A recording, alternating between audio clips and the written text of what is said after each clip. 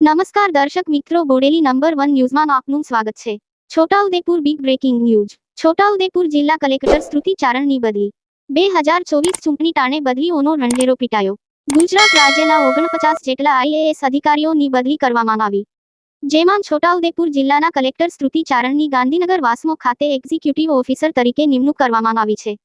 શ્રુતિ ચારણે 3 વર્ષના પોતાના કાર્યકાળ દરમિયાન છોટાઉદેપુર જિલ્લામાં સારી લોકચાહના મેળવી હતી।